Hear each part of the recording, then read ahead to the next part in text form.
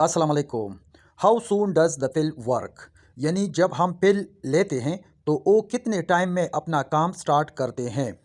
The pill can take up to a week to start preventing pregnancy. यानी जब हम पिल लेते हैं, यानी जब हम कंट्रासेप्टिव टैबलेट्स लेते हैं तो तकरीबन एक हफ्ते के बाद वो अपना काम शुरू करते हैं। यानी एक हफ्ता खाने के बाद आपकी प्रेगनेंसी प्रिवेंट कर सकता है। You will need to use another form of birth control during the first 7 days you are taking the pill if you are sexually active। यानी अगर आपने कंट्रासेप्टिव पिल स्टार्ट की आज तो एक हफ्ते तक ये टैबलेट असरअंदाज नहीं होता, यानी ये टैबलेट आपकी प्रेगनेंसी प्रिवेंट नहीं कर सकता। तो एक हफ्ते तक आपको दूसरा कोई भी तरीका अपनाना होगा, यानी दूसरा कोई इमरजेंसी पिल साथ में इस्तेमाल करना होगा या कंडोम इस्तेमाल करना होगा ताकि आपकी प्रेगनेंसी को प्रिवेंट कर सके। What should I do if I miss a pill?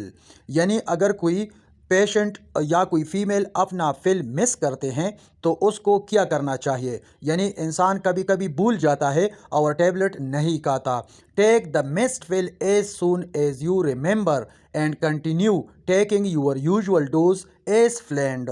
यानी जब भी आपको याद आती है टैबलेट तो उसी टाइम पे जितना जल्दी हो सके उसको खा लेना चाहिए और उसके बाद अपने टाइम टेबल के मुताबिक अपना कंट्रासेप्टिव पिल्स उसी तरह कंटिन्यू रखना चाहिए।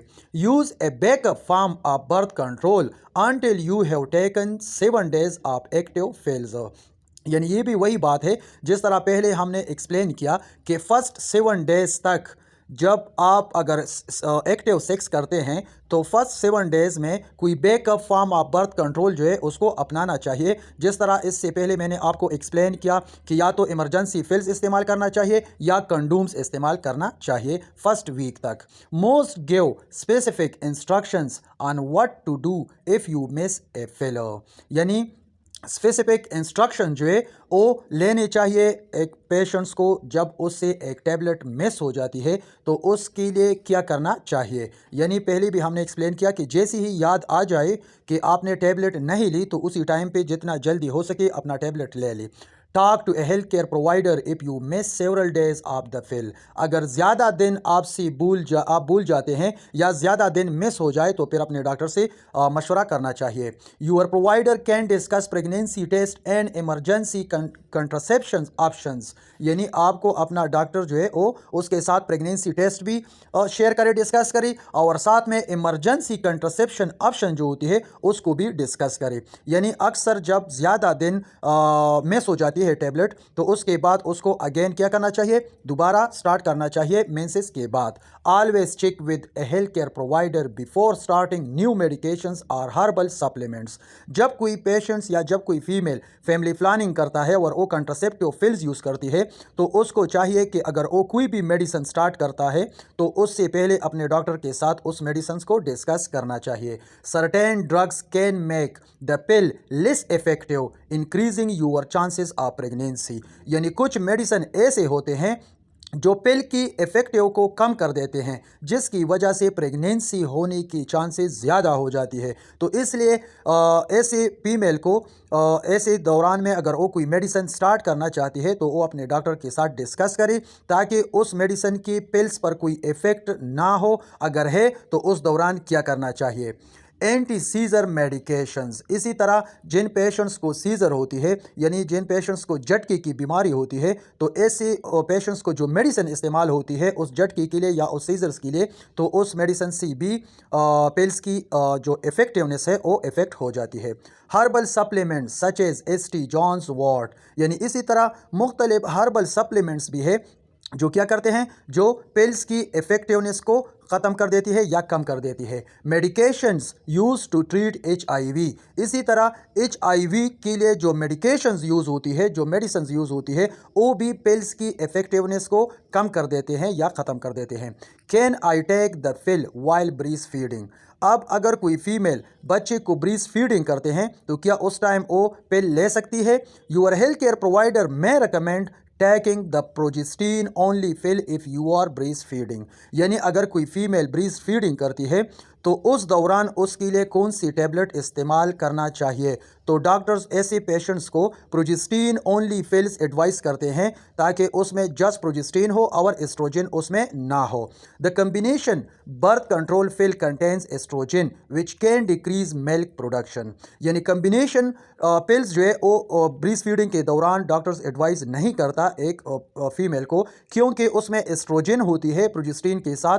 तो एस्ट्रोजन की वजह से वहाँ पे जो मिल्क प्रोडक्शन होती है वो डिक्रीज हो जाती है। तो इसलिए ऐसे पेशेंट्स या वो फीमेल जो ब्रीस्ट फीडिंग करती हैं बच्चे को, तो ऐसी कंडीशंस में इनको जस्ट प्रोजेस्टीन ओनली पिल्स दिया जाता है। However you may switch to an estrogen containing combination pill once your milk fully comes in।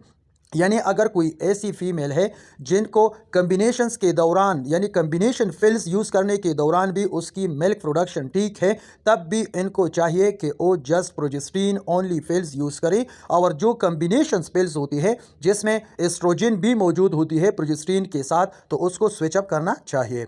What are the benefits of taking the pill. अब अगर कोई पेशेंट्स पिल्स लेती है तो उसके लिए उसकी बेनिफिट्स क्या है। Birth control pills are some of the most popular forms of contraception. यानी कंट्रासेप्शंस में जो सबसे ज़्यादा मशहूर फॉर्म्स है वो क्या है, वो पिल्स है। यानी जो कंट्रासेप्टिव पिल्स हम यूज़ करते हैं, तो कंट्रासेप्शन में ये सबसे ज़्यादा मशहूर प्रोसीजर है या मेथड है।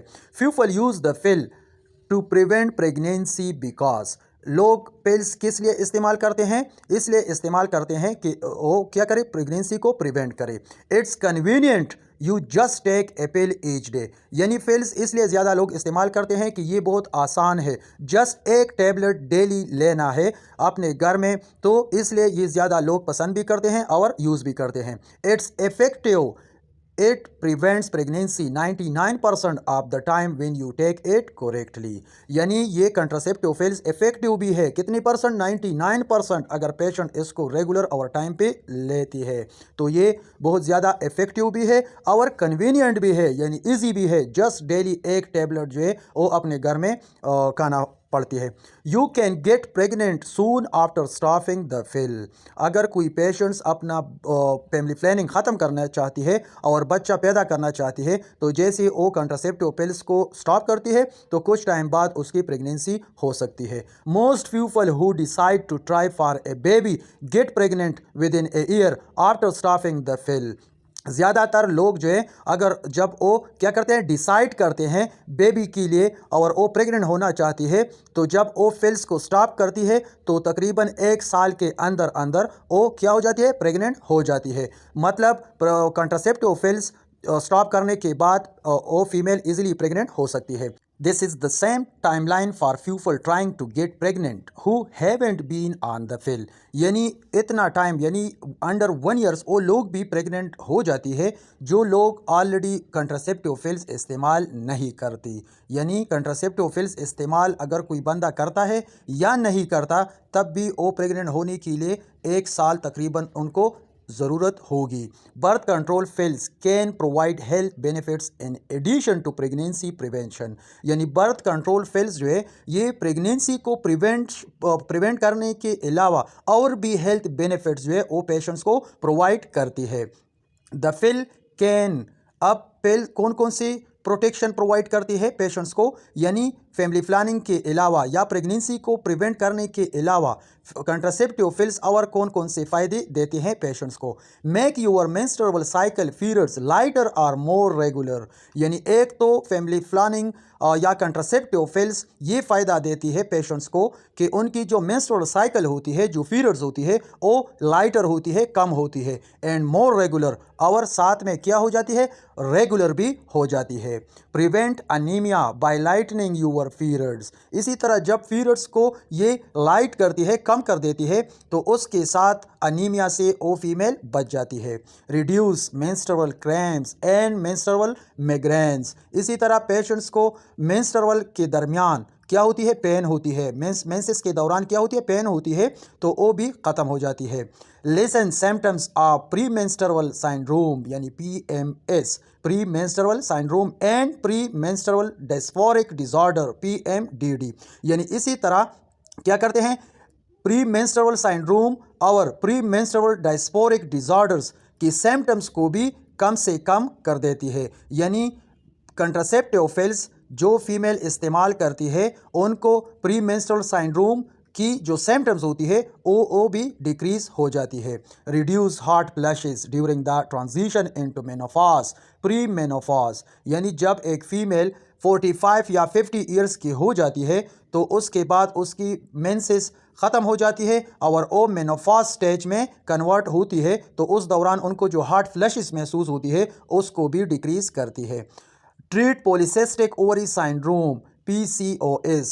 यानी PCOS हम किस चीज़ को कहते हैं? Polycystic ovary syndrome. यानी जिन फीमेल्स को पॉलीसिस्टिक ओवरी सिंड्रोम होती है तो उनकी जो सिम्टम्स होती है उसको भी डिक्रीज करते हैं और रिकवर करते हैं। ट्रीट एंडोमेट्रियोसिस और यूट्राइन फाइब्राइड्स। इसी तरह अगर किसी फीमेल को एंडोमेट्रियोसिस है या यूट्राइन फाइब्राइड्स है तो उसके लिए भी ये इस्तेमाल होती है। Lower your risk of ovarian cancer, uterine cancer and colon cancer. इसी तरह पेशेंट्स में ओवेरियन कैंसर या यूट्राइन कैंसर या कोलोन कैंसर यानी इंटेस्टिनल कैंसर, इनकी जो रिस्क होती है उस फीमेल में उनको भी डिक्रीज कर देती है, उनको भी रिड्यूस करती है। Stop unwanted hair growth, hirsutism and clear acne. इसी तरह जिन फीमेल्स में अनवांटेड हेयर ग्रोथ होती है जिसको हम हर्सुटिज्म कहते हैं उसको भी रिड्यूस करते हैं एक्नी की